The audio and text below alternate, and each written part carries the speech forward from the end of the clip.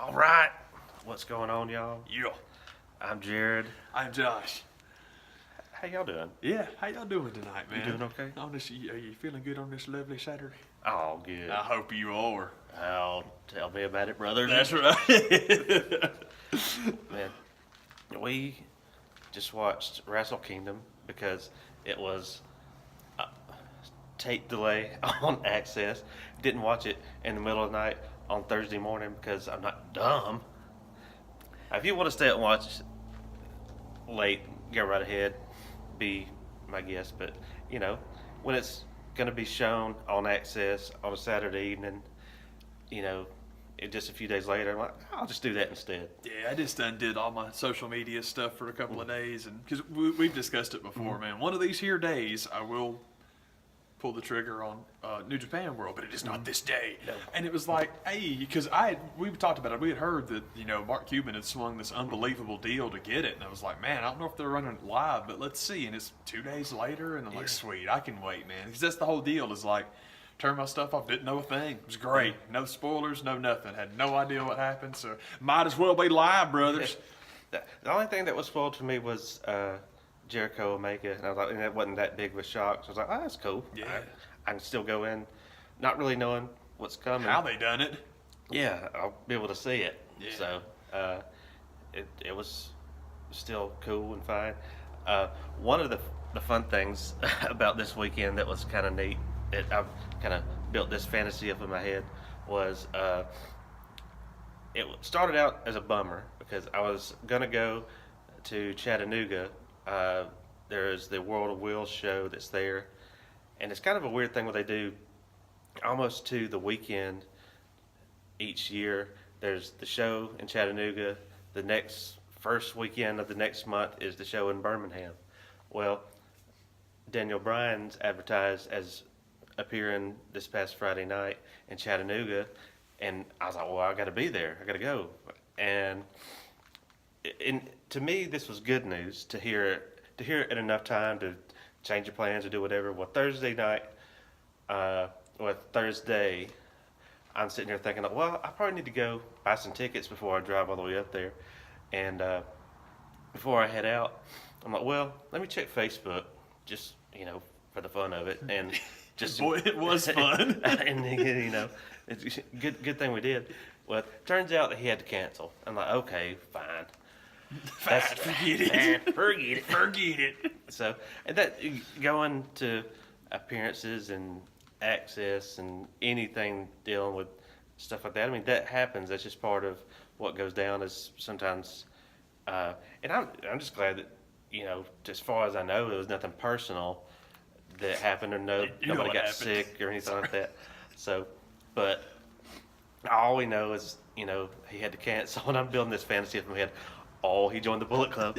He joined the Bullet Club. That's why he couldn't be there. I was supposed to be supposed to meet Bryan Danielson on Thursday, but he had to cancel. And we're like, he's going to be in the Tokyo Dome, both of us immediately. That's totally where we went. Coming out. For real. But you just could not believe the butthurt people on Facebook going on and on and on the World of Wheels, brought to you by O'Reilly's Facebook page.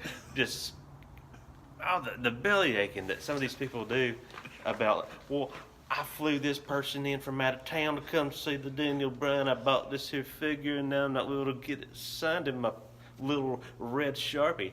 Like, y'all, this is, and so and they're expecting this auto show to reimburse them for all this stuff.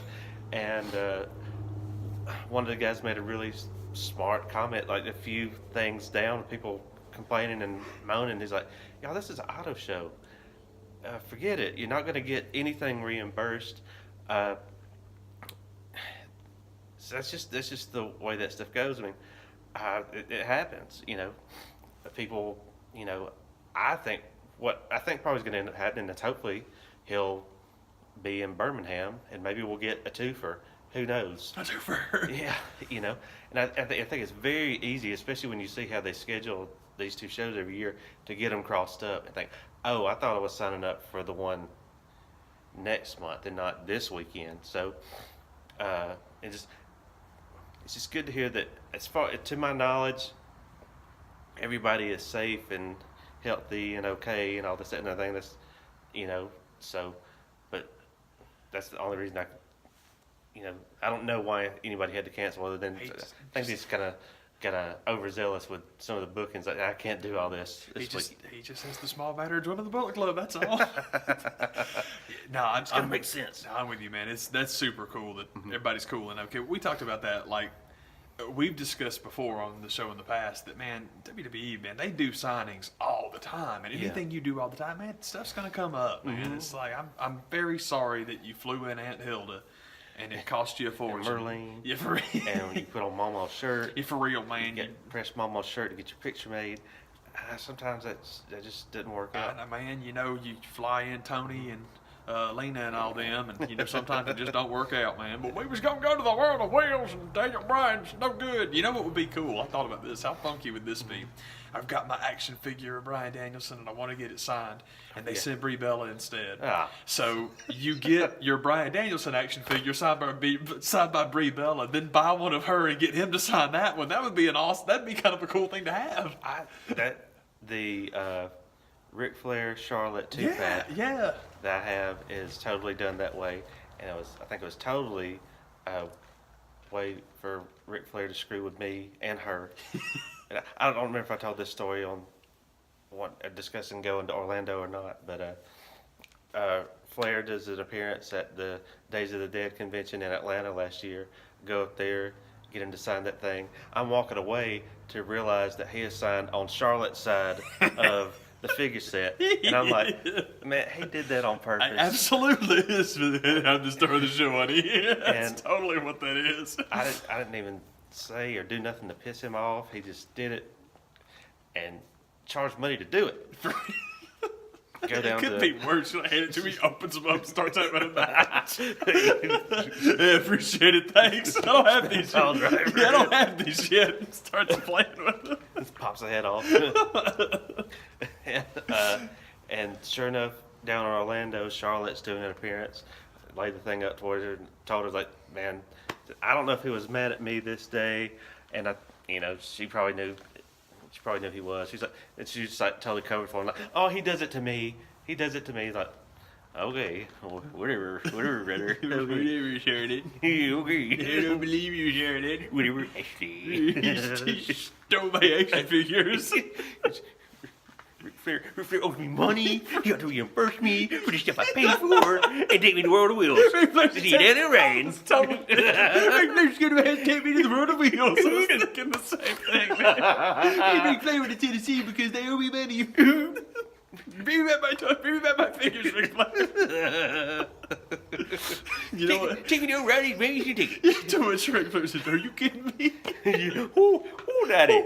Are you kidding me? I don't know what that, brother. That's awesome, man.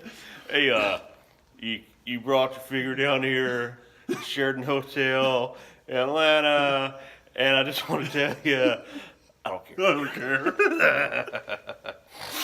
So all that being said,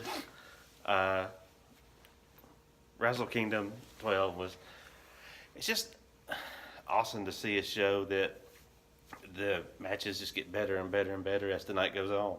It's a very, very different concept than what we're used to watching the network. It unfortunately is very true, where they just keep stacking, and it's like, man, all of this stuff is good. It's one of the things I like about New Japan and Ring of Honor. New Japan, there's nobody I don't like, and maybe I'm just not familiar enough with it to have people that I'm not into. Ring of Honor, like, God, 98% of the roster I'm totally cool with. So whoever they put in there, it's like awesome. I thought that Ibushi and Cody was awesome, and one of the things I really liked about it is anyone that's ever seen Kota Ibushi, man, he is just crazy good. Oh, heck yeah. Crazy good. But something that we talked about a little bit during the show, man, and I'll try not to spend too much time on this because it's the first match we're going to talk about. But the first thing I'm going to say here will definitely come up later as well. But knowing what we know about Geto and his fascination with 70s heels, especially. I'm sorry, y'all. Taco Bell's coming back on me. 70s, Southern heels. You think Cody Rhodes might know a little something about that? And he's so good at it that, like, man, you put him in there with just a traditional next wave New Japan genius. He's Tanahashi when Tanahashi retires. Yep. And it's like, no, go work this different style match with this different style worker. And they just knocked it out the yard. It's like, God dang, that's cool. But I just think that Geto has got to be like beside himself, overjoyed that he gets to book Dusty Rhodes' Kid, and then you watch him work heel, and it's like, oh, baby, you just can't believe how good he is. Finally. Yeah, my thing, I've said this for a long time, and it's stupid, but it's the same thing. You cannot escape the, well, Roman Reigns shouldn't be the face of the company. Someone else be the face of the company because it's not Roman Reigns. But I have thought that the shove job to make Miz the main heel of the company was way worse than Roman because it's 15 years now. But whenever I ask people, okay, if it's not Roman, who should it be? They start naming their favorites. And I got guys I like way more than Roman, too. But remember, the face of that company is Make-A-Wish, is meeting with stock people, is going on TV. It's different. It's not just your biggest wrestler. It's the person that projects the image that you want for the company. It's just a different thing. There's plenty of people I like better than Reigns, but he's kind of the guy. But if you ask me, well, who should be the main heel who's better than The Miz? The answer is Cody Rhodes. It always was. It always was, because he cuts a better promo and he darn sure works a better match, especially in that function of making people that he just barely beats look better. Yeah. And it still works. That heel philosophy, I think, still works, because the people that show up and don't like him, that is that classic, by God, my guy will get him next time, which is timeless and wonderful. But those of us that do like him, you want to see him weasel his way out at the end. People like that. Jericho was great at that. Eddie was great at that. It's the thing that I think is the performance from Miz that I think is missing. It's the only thing he's missing. His in-ring stuff's no good. Yeah. And it's inconsistent because he's had great matches, but there's been too strong. There's been about 3 of them, and it's like, come on, man! I wish there was just a little bit more escapism. And I told you I was the best. As he's like, dying on the way back up the ramp, like, oh God, I told you I was awesome. I love stuff like that.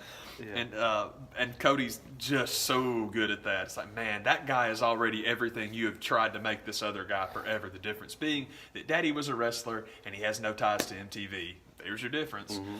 Yeah. But it was very cool, and it's neat to see Cody Ibushi work with different people. And Cody too, like the different people he's worked with during the Ring of Honor run is like, man, this is awesome, man. It's been a heck of a run. Yeah, man, it's cool.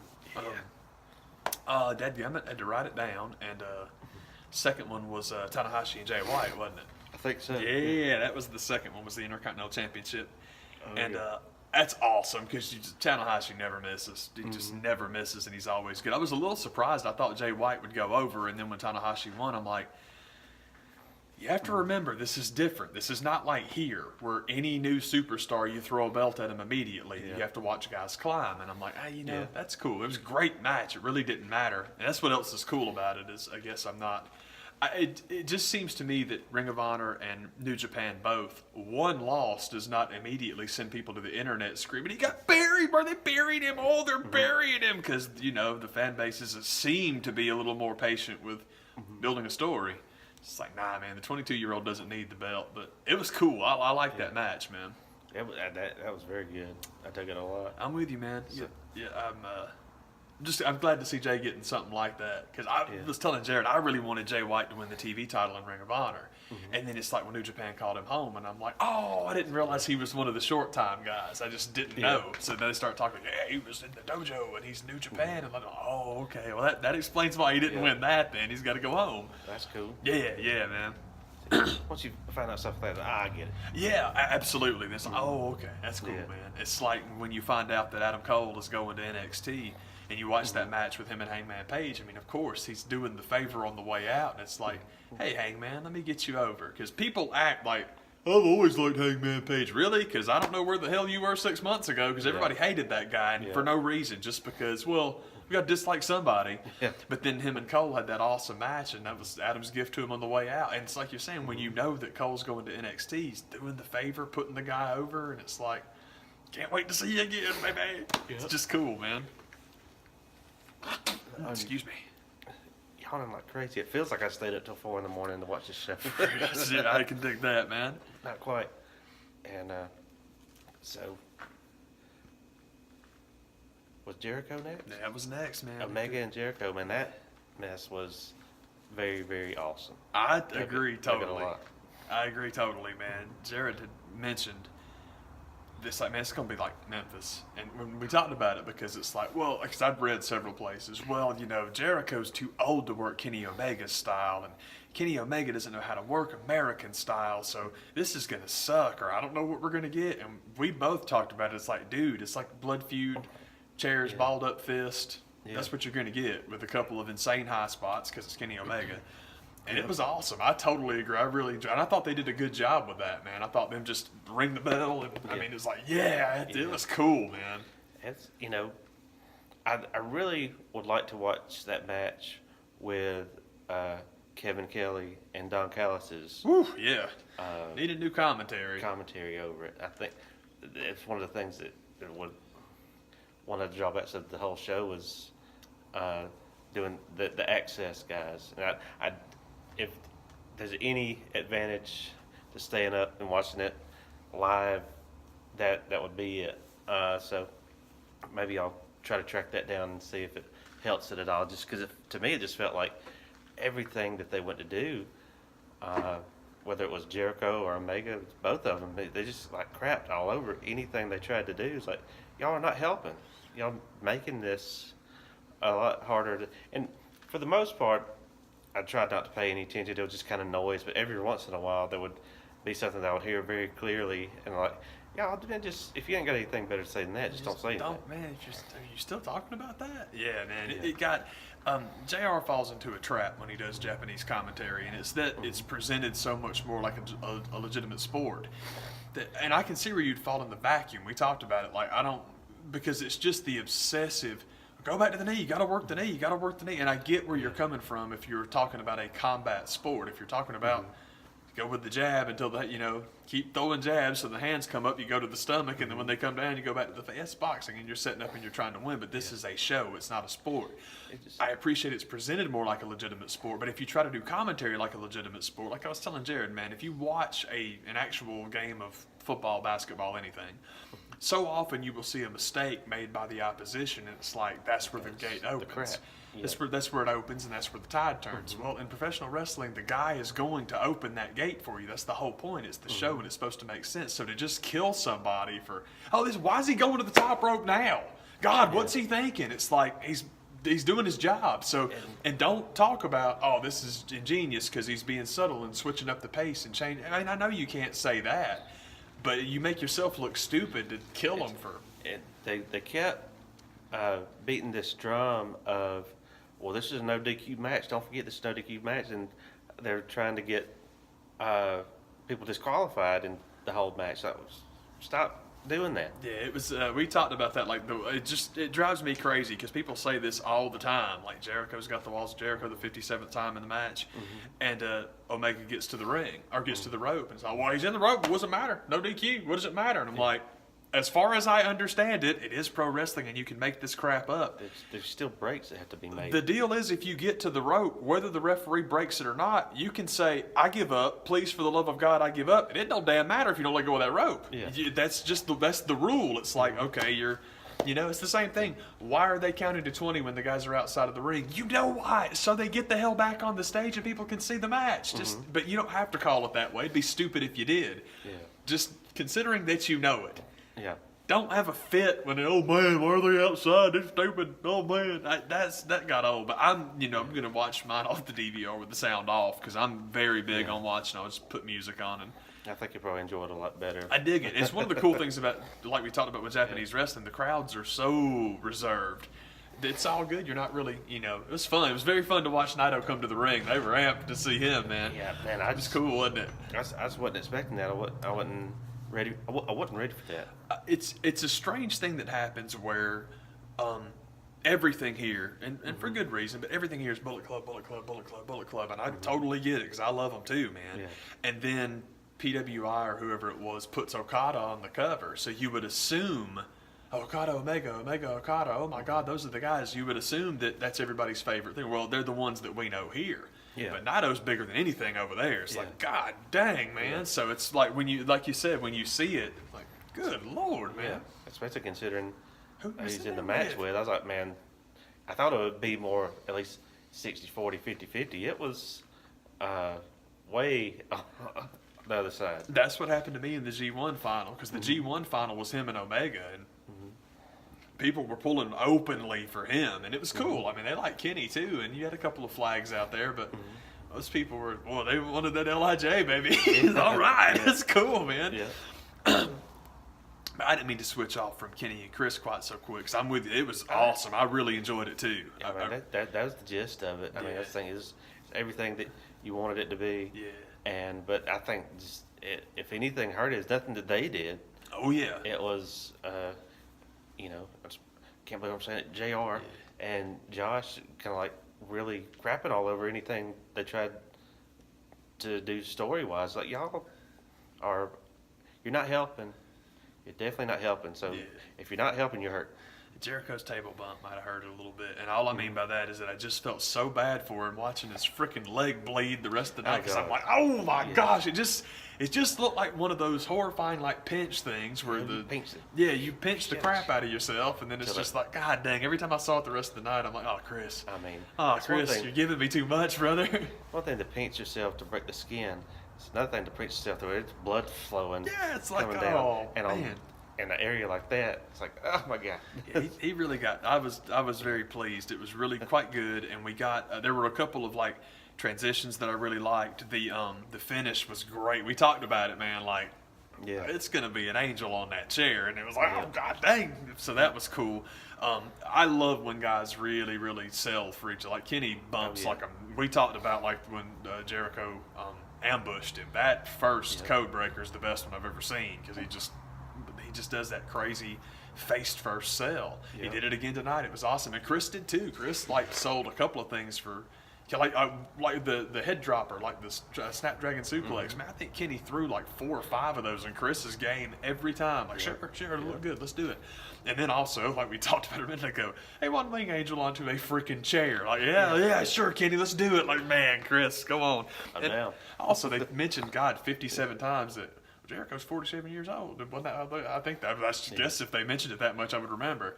They all but called him fat and old. Yeah, and he wrestled 35 freaking minutes. I'm like, hey, you show him, Chris. Go on, buddy. So it was cool, because when we talked about it, like, man, they are going, man. These guys are going, and they put that time up there, and it's like, God dang, I couldn't believe it, man. 36, 34. It was way up there. Like, go on, guys, that's cool. And something else, I guess I'm glad that the sound was up for, was I loved the crowd's reaction to the lion saw.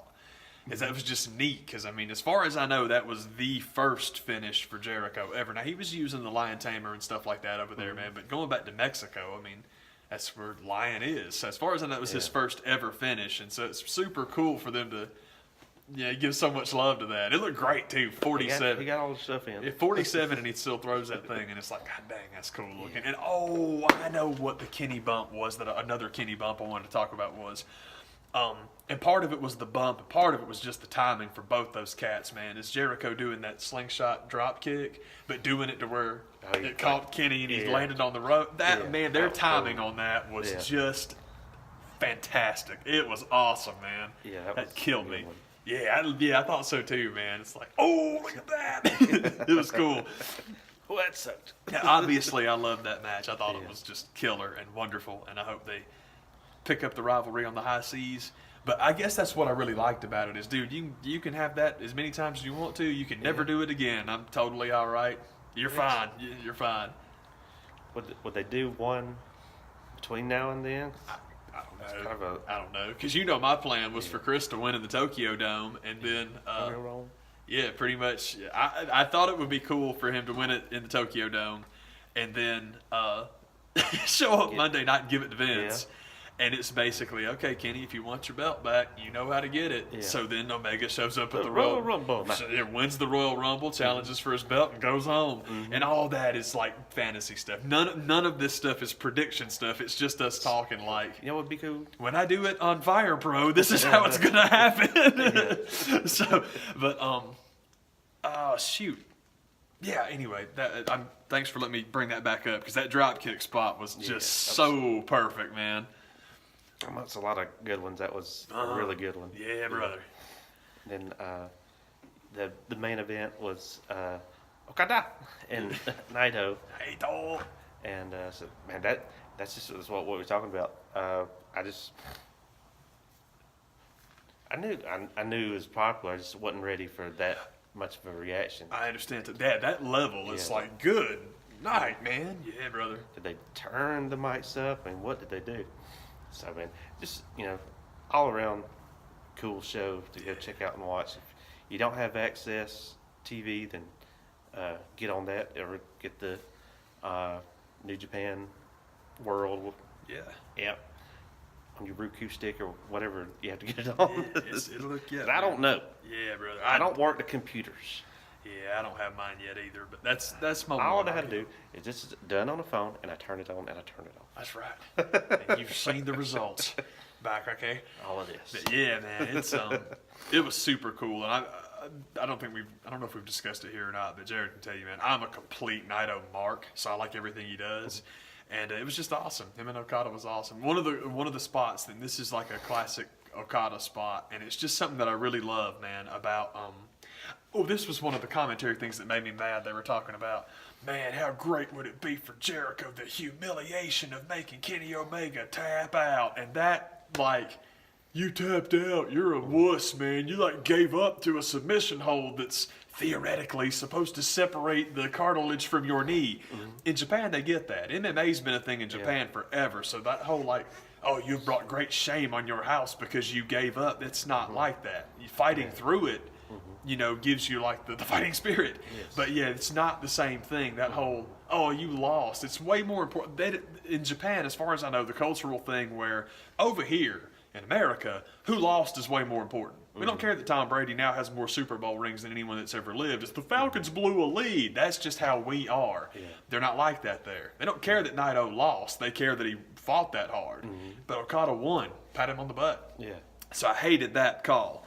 But the something else I love about Japanese fans, and it goes back, I promise this was the point I was going to make, is how late in the match, and it's so many times when I watch Okada, that you'll get some kind of reverse, and it's off, man, sends him in, man, and he hits that, I'm going to jump to the roof of this building and drop kick you in the chest, and it's a drop kick, but people still go crazy, because it's a drop kick, and it's freaking neat, and it's always been neat, and part of it is that it's him doing it, because nobody throws a drop kick like that guy.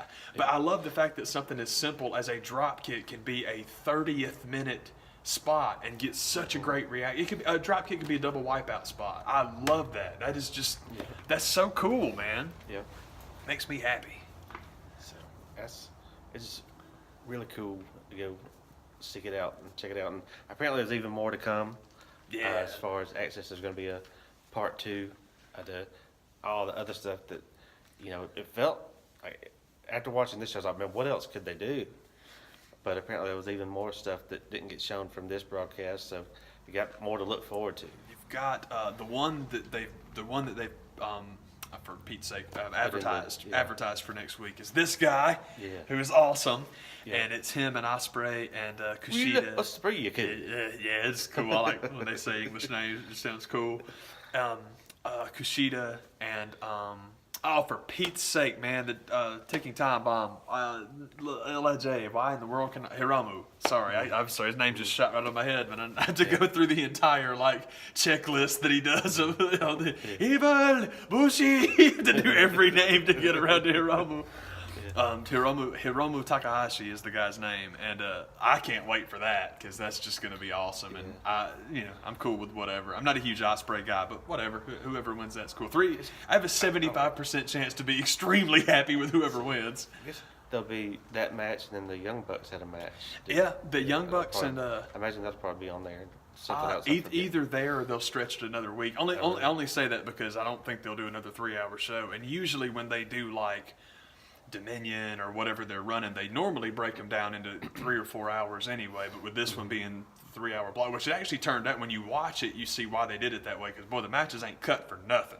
They have commercial breaks thrown into them, but you see every second of them, and it's like, oh, that's why, because by the time you get the match length, which, like we said, I think Jericho Omega and the main event were both 35 minutes a shot, so it was cool they did it that way.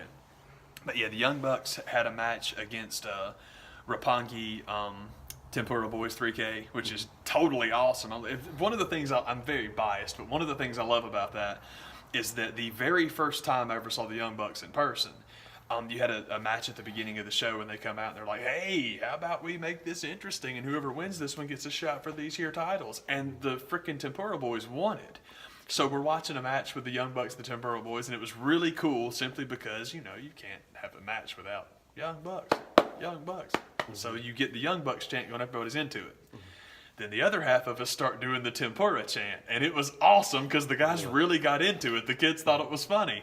So I love the fact that now they're in the dome wrestling each other again. And I also like the stipulation of if the Bucks win the junior tag belts again, they're done. Like, that's kind of okay because I love the junior tag stuff, but I know those guys have been, I want to say pressuring, but they've been asking New Japan to move them into the tag division. Mm-hmm. And it's really not a bad idea, especially if you're going to add a U.S. championship. And you got to keep the light heavyweight championship. That's Liger's belt. Please don't get rid of that one. Yeah. But as far as the tag belts are concerned, man, if you want to make just the tag division, I love that. That's totally cool. And I think, I think you can go a long way to convince the guys in Japan if you show them the work that if you're the Young Bucks and they love you, and you have all this footage of you wrestling Hanson and Rowe, and it's like, no, see, we can make it believable. We can beat these guys. Yeah, okay, you wrestle them for the belts. Yeah. Hopefully that it works out for them. But I'm excited about that just because I like all four of those dudes. And it's the Young Bucks, man. We love the Young Bucks. How could you not? Wait. Wait. So, man, had a cool wrestling show to watch. Did. Good tacos. And the Falcons had a game tonight. They did. Playoff game from San Diego. So it's really, I didn't watch the game. I don't have a whole lot to comment on about it other than the fact that they won, and I'm glad. So that's really that's the review. Yeah, my review for the Falcons game, it's literally a box score review because we pulled it up and looked at it, and they gave up 3 points in the second half. That's fantastic. That is just fantastic, man. So, it's cool. I don't follow the Falcons, so I don't really get to say much about them, except that we were talking about how great it would be if you spend all season, when's Matt Ryan going to look like the MVP? When's the offense going to be good? When are we going to play like we're supposed to? And they save it all up for the playoffs and win the whole thing. How cool would that be, man? I don't know if it'll happen or not, 'cause I don't know professional football nearly enough to prognosticate on whose chances are good against who. But that'd be hilarious and wonderful and great. What I'd like to have happened. Yeah, I'm ripping Jared off. What I would really like, I'd like for us to win it next year because I'd love for the Falcons to be the first team to win it in their building. But hey, they go back to back. Why not? Why not? Yeah. Why not? That'd be cool, man. All over that, brother. Yeah. But it would be a heck of a show because that is kind of the same kind of thing came up with people going crazy trying to buy tickets for this championship game that's going to be tomorrow night or Monday night. I thought it's Sunday all day too. Man, they're playing pro football today. We think it's Sunday. my jet lag from Roppongi is all over. It's from my jet lag from going to meet Daniel Bryan at Wrestle Kingdom. Bullet clubbing it up. For real, I was at the Tokyo airport. You're going to sign this, you son of a... There's nowhere you can go, Daniel Bryan. I'm going to find you. Rally John Park, 4-wheel. For real. And but this some of the logic that people try to use because these ticket prices are like insane what they're going for, but the logic that I've heard people try to justify paying these crazy god awful prices. If you want to look them up, you feel free to do it. Feel free. I don't want to hurt your feelings by saying what they are. This is a once in a lifetime thing, but how do you know it's not going to happen again next year? No. It's once in a lifetime in the fact that you don't have to buy a plane ticket and you can just go down the street to see it, but I don't call it once in a lifetime. No, the 2017 national title. Yeah, you're going to do that once, but I think that people have underestimated Georgia all year. I think that they don't quite understand that the SEC East is on lock now. Mm-hmm. It's on lock. You've been waiting to lock it down because it's been sitting there waiting for you, and now you have it. Mm-hmm. I'll go back to what we talked about with the playoff in general, like you were talking about, man. The Rose Bowl ticket was the one to get. Simply because, it's normally in the mix, and sometimes it's the national title and all that good stuff, man. But that when you know you can go, I still wouldn't go so far to say once in a lifetime, but you're right. Yeah. That's the one that's like, special. Good Lord have mercy. Yeah. But yeah, it's I think it's very interesting. Now, this kind of stuff is different because this is people and it's personal. I think it's fascinating how much coverage there has been on the ticket prices. And it's because, let's talk about anything but television ratings, because nobody's going to care. It's going to be ugly. I hope, what I'm hoping will happen is I'm hoping that you will get a replay of the Rose Bowl and that it'll be a really, really, really good game. And that people will tune in at halftime and help out the rating, and that Georgia wins. I want that to mirror the Rose Bowl as well. Really, I mean, and it's one of those kind of. Anytime I've ever gone into a game confident, usually it backfires, especially dealing with the Bulldogs. But when you look and see how and who Georgia played to get to where they are, and who Alabama played, and I just think we're better. I think we're going to beat them. I'm not saying we're going to shellac them and hang 50 on them, but that 4-point underdog that we're supposed to be, I think it's going to be the other way around. My feeling on it's very, very similar to that, and it's just Georgia. If you watch Georgia play football, that team is way too good to then help them out by putting them in a position where they got nothing to lose. Yeah. You know what I'm saying? It's like, oh, that is just the most brutal combination. I would not want to have to play those guys again for nothing. Like, man, you have a team that good. It's like, guys don't have Kirby. Are you guys going to even get off your Delta plane? Are you going to leave the hotel because Nick Saban is, the second coming? Why would you even bother? You hope not. For real. All that crap that, Nick Saban, well, no one believes in us but us. No one wants to give us a chance to win or anything. My Nick Saban sounds an awful lot like Bill Belichick. But everybody tries to. They're similar in real life. Everybody tries to play the underdog, and no one gave us a chance. And oh man, they're just not giving us the respect we deserve. And then you legitimately do that for a team as good as Georgia. It's like, man, this could be really good stuff, man. And that's all I could think watching freaking Auburn lose to Central Florida, which not to say that you called something, but I was the one guy that was like, at least amongst the dudes at work, I was kind of like, they're going to look past them. And I don't know that they're going to beat them, but it's going to be close. And turns out they did. And I just wanted somebody to get, and is Malzahn, is that the name, their head coach? Yes, yeah. Just get right to it. Did you beat the dog mess out of him? Did you do that? Because that's all I could hear going up leading into the SEC championship game. It's like, what an idiot. I got a very perverse satisfaction out of Central Florida winning that game. I loved it. And it stinks. Well, my brother's a huge Auburn fan, so that's the thing.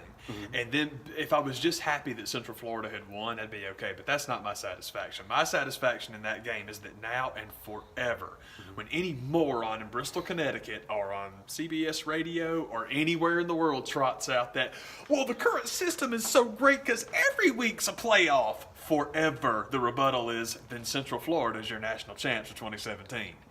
Every week's a playoff, the team with 0 losses is your champion. And the reason I like being able to say that is because that every week's a playoff thing is crap. It's a complete crock. Don't say it because it's a point-blank lie.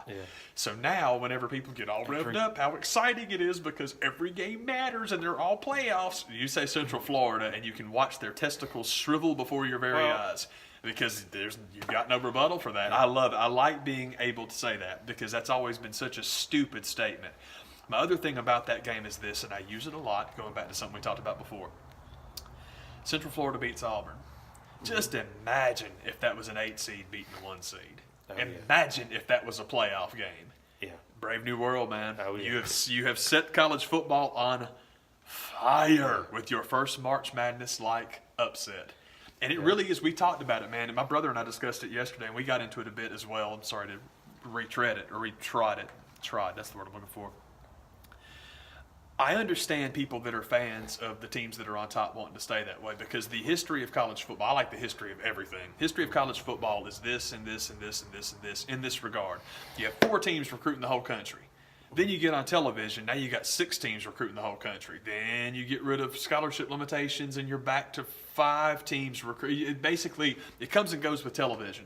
That's the whole point. In the early mid-2000s, before ESPN got exclusive with the SEC and the ACC, and they were putting mid-majors on television, you had great talent going to UAB, going to Southern Miss, going to Louisiana Tech, going everywhere. That's how TCU became TCU, Boise State became Boise State. That's how, because kids can get on TV now. Well, we want to shut that down too. It's all about resources and, well, my team can get the good players now. So if you have 8 spots and every conference champion is guaranteed the same shot, Kansas State can recruit like Missouri.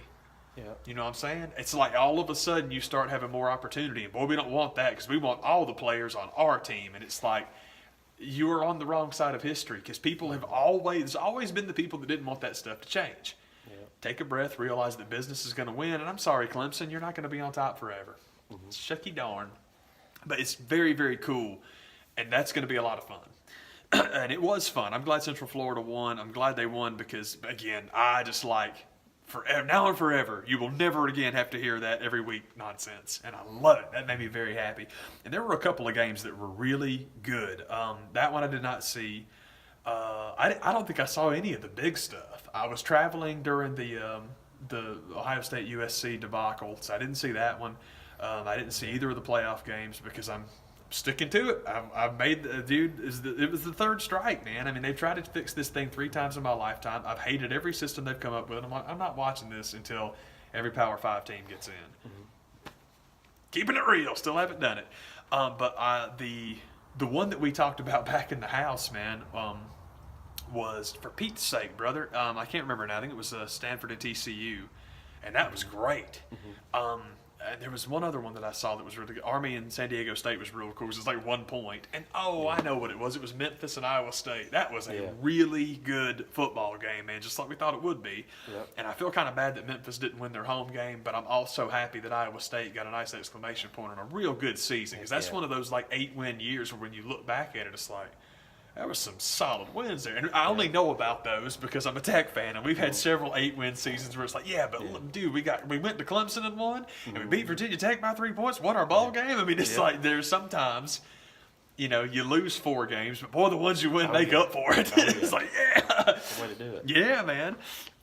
So that's what everybody will be looking forward to, leading in to Mondays. Monday. Oh, Monday. It's a playoff song.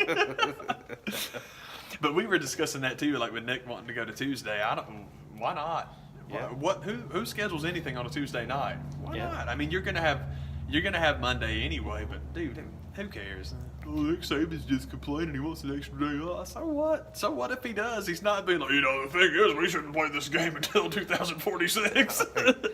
when he's got a point, I mean, he's not always wrong. Yeah, man. He's Nick Saban. Yeah, it's fine. It's like, dude, this is totally okay, man. We talked about it before, man. Like, everybody wants to expand the playoff until all of a sudden, no, wait, I'm in. Never mind. Mm-hmm. But he's right. Stuff like that doesn't bother me. Stuff like Porzingis trying to weasel basically let the players' union side of the argument be known. Like, these back-to-backs, these are going away. These guys are such crybabies, and they need to get out there and play, get paid a lot of money to play this game. No, they're getting paid a lot of money to run television commercials when they're on the air, which means whenever they're on the air, you're going to give them what they want because that's where the money's going to be, whether they're playing Wednesday and Thursday or whether they are playing Thursday and next Sunday and then Wednesday. Yeah. So what? I mean, I just think that, fussing about that stuff is so funny, man. Like, okay. How hard would it be to just do it every other day? Let them go. Do that thing. You're going to anyway. Why are you griping about this, man?